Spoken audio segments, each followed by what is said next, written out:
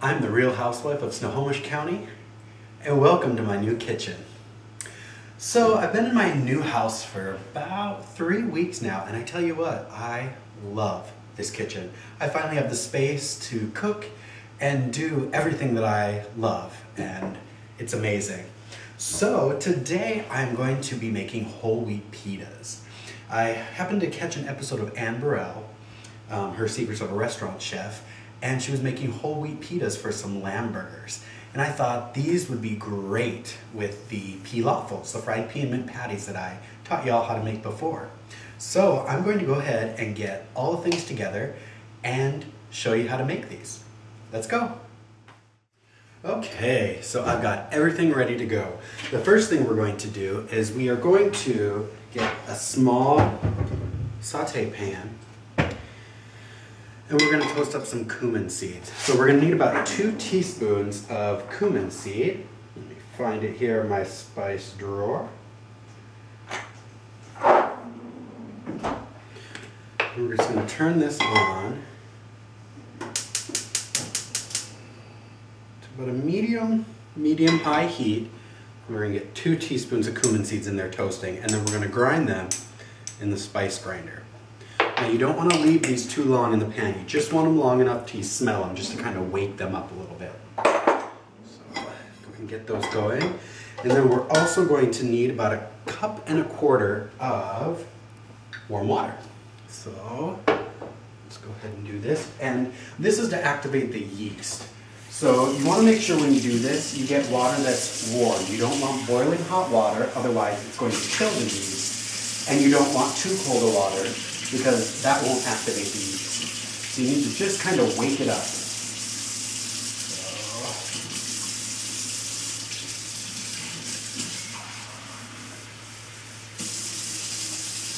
So there's a cup.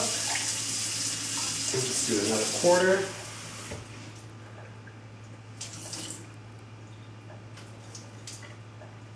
Okay. Looks good to me. And let's go ahead and get the sugar.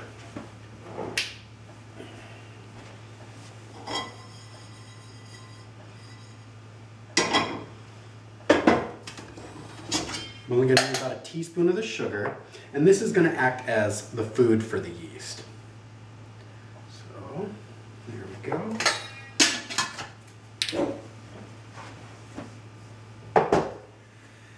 And now, the recipe calls for 1 packet or 1 envelope of the active dry yeast, but I don't usually buy it in the packets. I usually buy a big one of these and just keep it in the fridge. So a packet actually contains 2¼ teaspoons of yeast.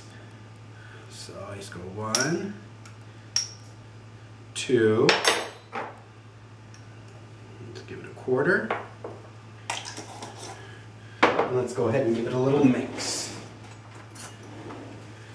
And what you want to see is that this is going to start to get frothy. And we want to let this sit for about 15 minutes to do its thing.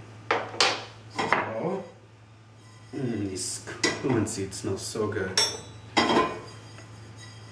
Okay, let's go ahead, and we're going to go ahead and get these in our spice grinder and give them a grind.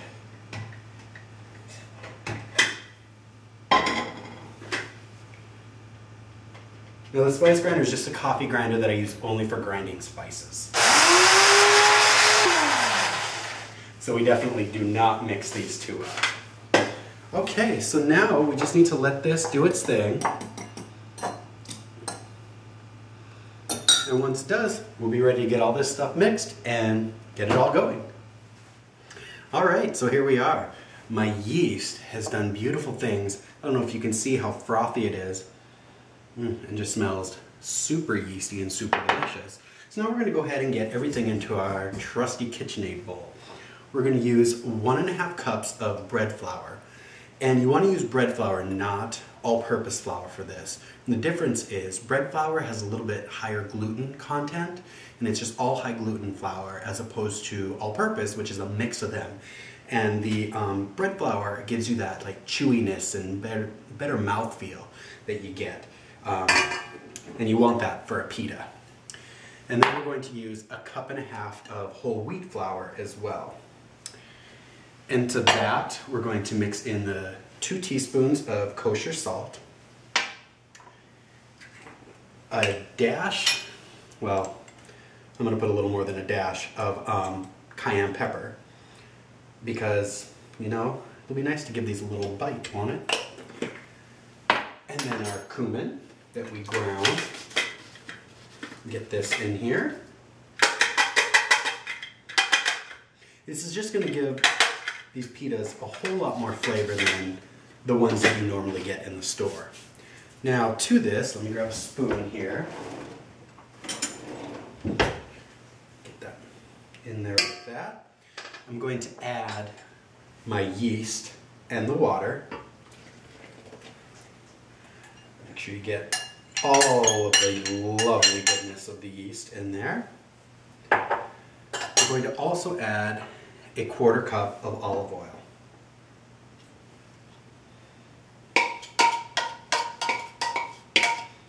Alright, I'm put my dough hook on. Now you could do this by hand, but if you have a KitchenAid mixer, why do anything by hand? So we're going to mix this on a medium speed for about 6 to 7 minutes, and this dough hook is going to mix it and also knead this dough. And we want it to be firm but not tacky or sticky. So we're just going to let it do its thing. All right, I think that's good.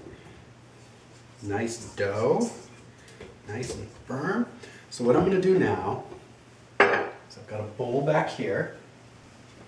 I'm going to lightly grease it with extra virgin olive oil. And this is so that the pita has a chance to rise, yet not get stuck and held down to the bowl. So I'm going to go ahead and just kind of, you don't have to drown it with oil, but just enough. Nice dough. Okay, so we have the pita dough resting in this bowl with a cloth over it, and it calls to be put into a warm place so it can rest and rise. It needs to be there for about 1.5 hours. If you're like me, there's no real warm places in your house, because I like it kept cold. So here's a little housewife hint for you. Your oven. Now you say, do I have to turn my oven on? No. What I like to do, I like to make sure there's enough room in here, put any type of pan or baking dish in there, heat up some water, put some warm water into the bottom of it, and then put your bowl and the cloth on the above rack, close your oven, and now you have a nice warm place for your bread dough, your pizza dough, your any dough to rest and rise in the time that it needs. So next time you see me, we're going to get the dough out, cut it up into the portions we need, roll it out into the pita shape. We're going to get it on a sheet tray so it can rest for another 20 minutes, give it a little time to rise, and then we're going to throw it into a smoking hot oven. 500 degrees for just a few minutes on each side. It's going to toast it, get it nice and puffy, and give it those pockets in there. And there we have it, pita. So I'll see you in a little bit. All right, so it's been about 1.5 hours, and my pita dough, look at this. Look at how gorgeous that is. It smells so good. I can smell the cumin and the cayenne. So delicious. So I'm going to take off my ring. And what we're going to do is we need to dust the board with a little bit of bread flour. Remember, we're using bread flour for this because we want that extra gluten and that chew to this. And we want to go, oh, see, that olive oil helped to keep it from sticking. So I'm going to get some flour on that. Oh gosh, this is going to be so good. Oh my gosh. So excited for these pitas. Some more flour down there. And I'm going to make about 8 pitas. So let's go ahead and get that like that. Need to grab my bench scrape. It's about the same size. I'm going to cut it in half lengthwise. and then cut it into about 8 chunks. Okay, so now we want to make these into about 7-inch rounds. They're about 1/4 inch thick. Oh, these are going to be so good. Okay.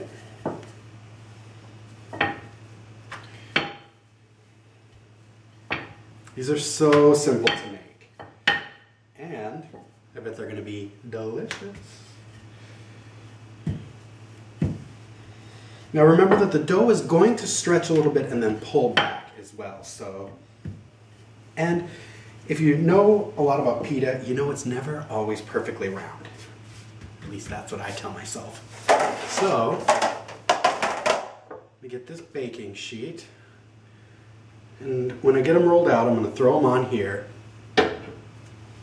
And then I'm going to let them rest for about 20 minutes. So, I'm going to rock the rest of these out.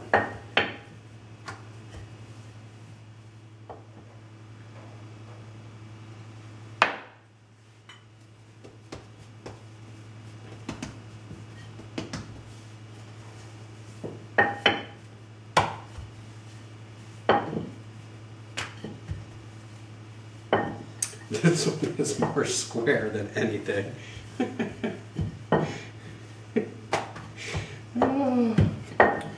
My mom always talks about when she was little and my grandma was teaching her how to make tortillas from scratch, that if they weren't perfectly round, grandma would make her put them back into a ball and re-roll them, and would always make fun of my mom and tell her that her tortillas looked like lenguas or tongues because they were never perfectly round. And even to this day, when I make homemade flour tortillas, I rarely get them round, and I know that my grandma would probably make me re-roll them. That's why I'd never made them for her. But I kind of have a feeling that no matter what, she's just happy that she was able to pass that on to us. All right, so there's those. And I'm going to get a couple of towels and cover these up. And I'm just going to set them on the back counter and let them rise. And then I'm going to preheat the oven to 500 degrees. And we'll get them in there to go. We'll catch you back here in a bit. Okay, so my pita has been resting for about 20 minutes. Sitting over here doing its own little thing. And what I'm going to do, since I've got these split up onto 3 sheet trays, I'm going to just do them in 2 different batches. So I have my oven at 500 degrees. It's a smoking hot heat. So the good thing though is that the pita only needs to be in there for about 3 to 4 minutes on the first side, and then you make sure you watch it though, and then flip it over and do it for an extra 2 minutes on the other side. And you pull it out, let it cool. That's all there is to it. So let's go ahead and get this first batch in.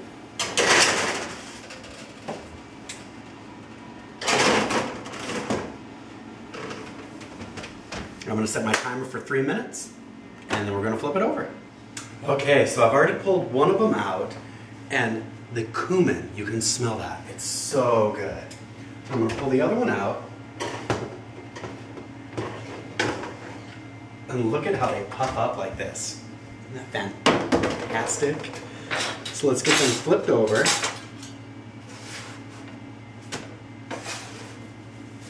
Oh, that's going to make such a nice pocket on the inside of it there.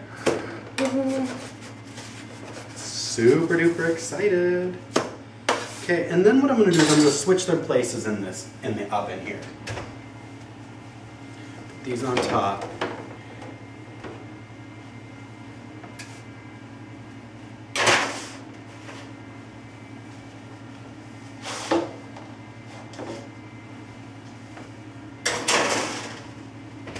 We're going to let those go for another couple minutes.